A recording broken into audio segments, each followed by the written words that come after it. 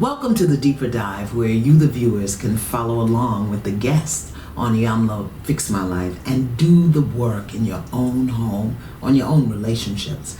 Now, in part 2 of our season premiere, I continued the work with Neffe and Shelby, a couple you may have met on their reality show, Neffe and Soullow.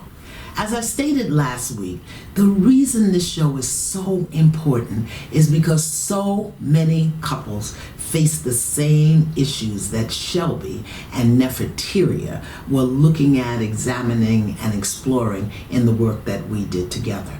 They are questioning the viability of their marriage and whether or not it makes sense for them to stay together. So in the work that we did with Shelby and Neffe, they recognized that they loved each other, that they wanted to be together, but that they were together in a way that simply wasn't working, and neither of them was happy. They didn't want to go, but they didn't know how to stay. Neither of them felt fulfilled.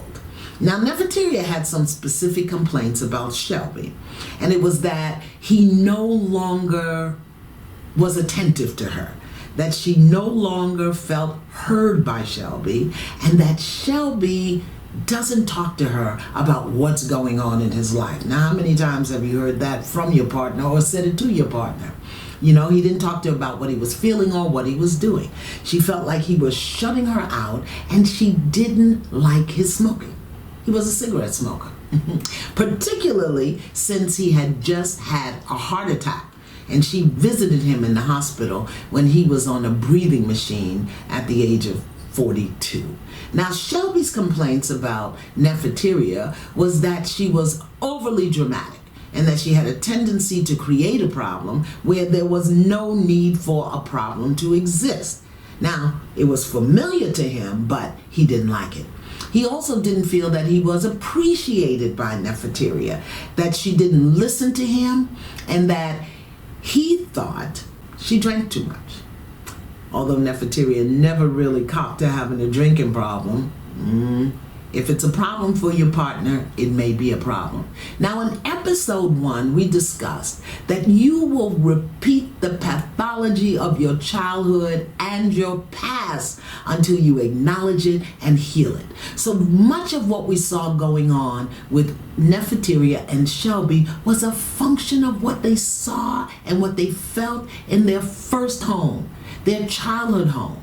And they were repeating that all throughout their lives because, like everybody else, they're human beings. And human beings are creatures of habits, even bad habits.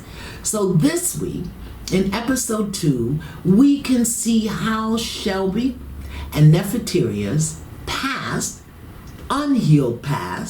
unhealed childhood was showing up as experiences in their present relationship. And that's what the baggage represented.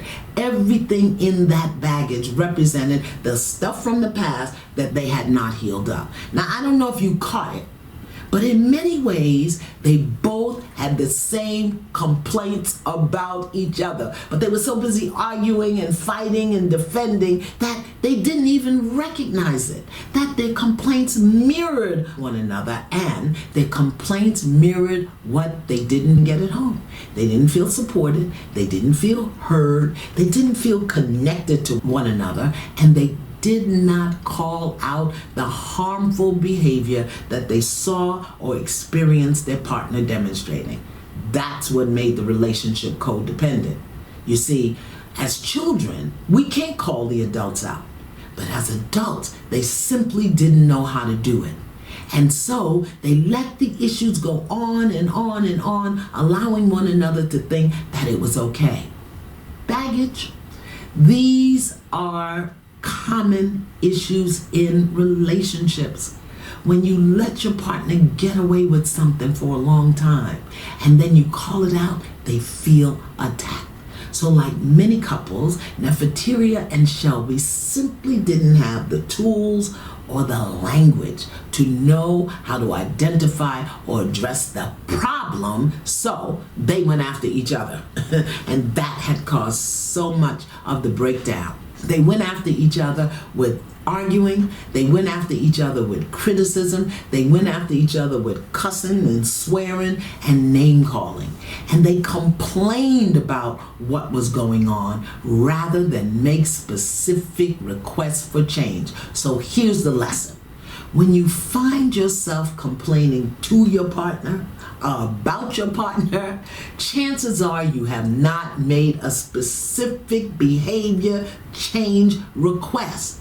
It's a sign that you want more. It's a sign that you know things can be better. However, unless you ask for what you want, chances are you're not going to get it.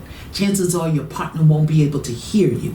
Chances are you will not have an agreement with your partner to make the change. Agreements are critical in relationships because without an agreement and a commitment to the agreement, you're just blowing hot air. You have a circular argument that will get you nowhere.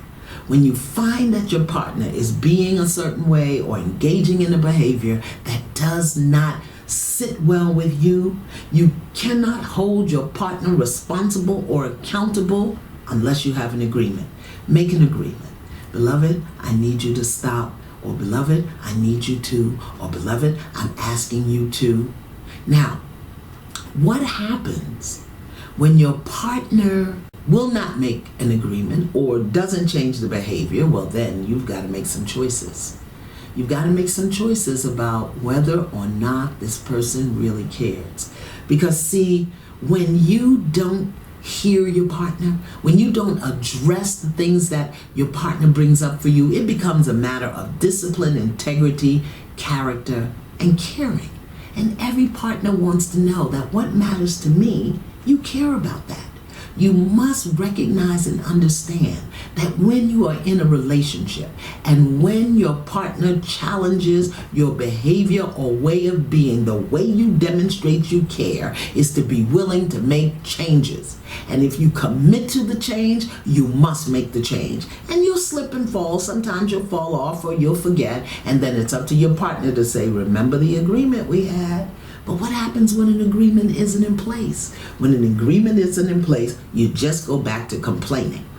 Now, when your partner does make an attempt to make the change, even a small change, you have to acknowledge it. You have to say thank you for not doing, or thank you for doing, or I see that you're really working to change and I appreciate it. Partners need to know that they're appreciated, particularly the men. Remember, in the R spot on a woman's A game, a man needs appreciation, he needs affection, and he needs acknowledgement. So if you didn't see that episode, I want you to go back and look at it. A partner needs to know that they've been heard. So when you make a request and the partner tries to change, then you know that you've been heard. That was not happening with Neffe and Shelby. The other challenge that plagued Shelby and Neffe is that for very, very long, they accommodated and tolerated each other's bad, disturbing behavior. They just accommodated it. They didn't talk about it.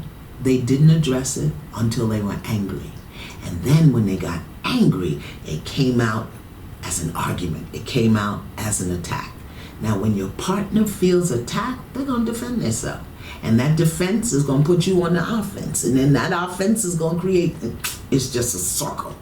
So what you want to do is you want to address an undesired behavior, an undesired way of being early. Address it early. And you don't have to address it as an attack. So when you do blah, blah, it really makes me feel blah, blah. Or I'm concerned about the way that you do blah, blah, because it's going to lead to blah, blah. Just talk about it. Talk about it calmly. Don't let it become an issue that you then have to have a major world war about. And that way, when it's challenged, the human nature will not feel attacked. Because if you attack your partner, they're going to defend their position. So here's the lesson. Let your partner know when something that they do is disturbing or upsetting to you, and let them know again and again and again, and make a specific request for change. Now, of course, we already know this does not work with the toilet seat, but let's try it on some other things. Shelby and Neffe also had some difficult issues that many couples may not deal with, and that is the fact that they were homeless at the time of the taping. Now, that means they didn't have a solid or settled living arrangement, and that's going to create stress. And stress will eat a relationship up from the core. The other thing is, neither of them was employed full-time. Shelby was working part-time, and Neffe was making sporadic public appearances as Neffe, the reality show character, the reality celebrity. So, all right, let's just go ahead and deal with Neffe.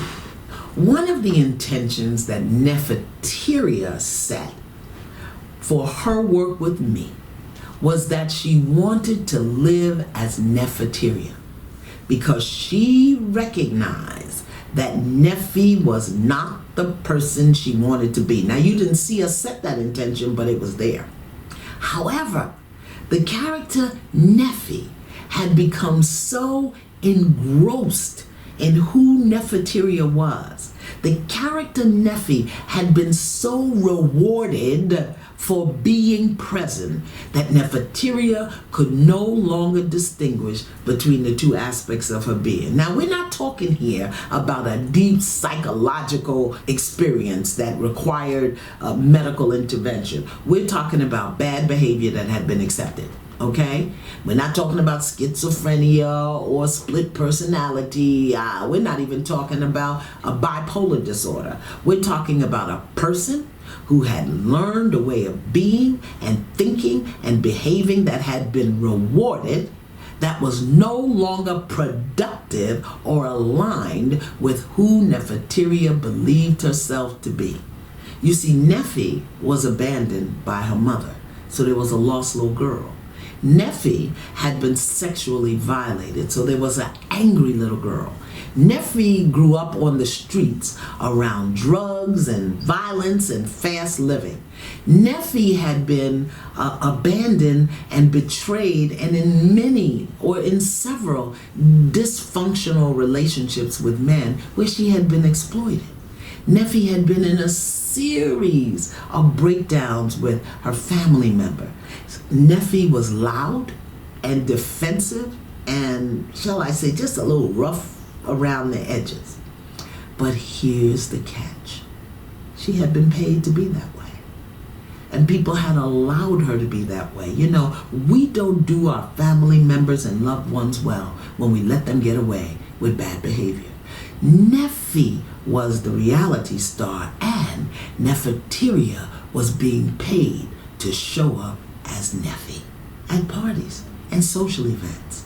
So when a person is rewarded for bad behavior, they may not be motivated to change it. But Neffe was. She recognized that Neffe was not who she wanted to be. Neffe was kind and gentle. Neffe was a good friend and a devoted mother. Neffe, not Neffe, married Shelby. Unfortunately, Neffe had never matured. So all of the qualities of Neffe overpowered and overshadowed Neffe presence.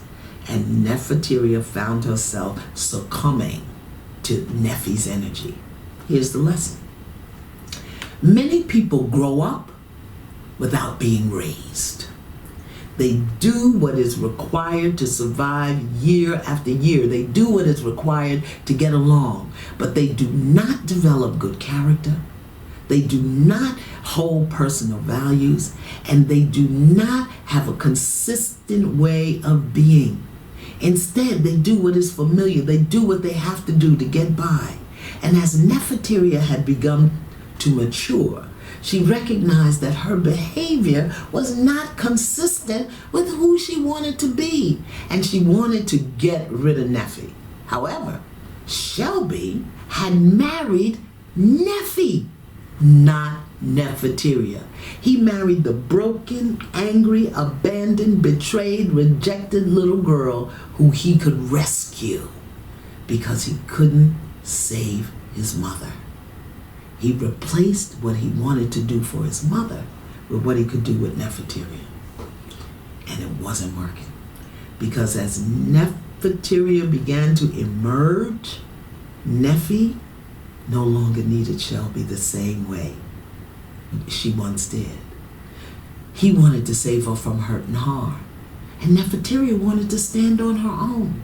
Shelby took care of Neffe. He protected her.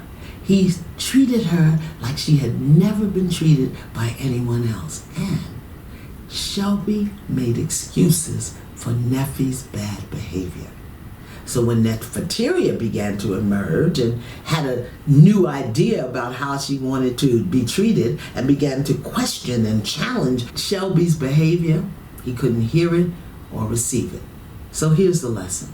The person you married may not be the person you end up with. 3, 5, 10 years later, people grow. People change. People develop and unfold. Their needs mature. Who they are mature.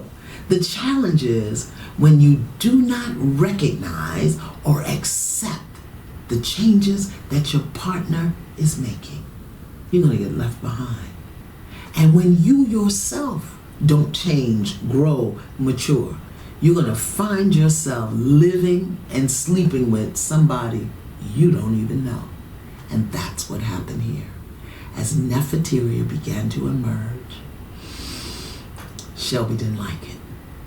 It is so essential that each partner take responsibility for their growth and maturation, that it will happen naturally. And as it happens, you've got to keep your partner informed about the changes you feel, the changes you make, and the changes you request. As those things happen to you within, you've got to share them without. Otherwise, your partner's going to end up with somebody they don't know and somebody they may not like. On the flip side, you've got to give your partner room to change and grow and mature. You've got to do the same thing. You must be responsible to yourself. Not to change and grow because your partner's changing and growing, but to change and grow because it's the natural process of life. And don't be afraid when in the process you grow apart or discover that the person you married is no longer the person in the relationship. And that's exactly what happened here. Let's just go ahead and deal with it. Neffe was the gutter sniper, okay? A misbehaved woman who grew up and related to the ways of the streets. It was Neffe, not Nefferteria, that I call the B word. Because it was my intention to give Nefferteria a clear distinction between who was screaming and cussing and calling her husband names and who was sitting in front of me moment by moment. I also acknowledged that Neffe was familiar with being called names. And so when I did it, she reacted the way she normally does.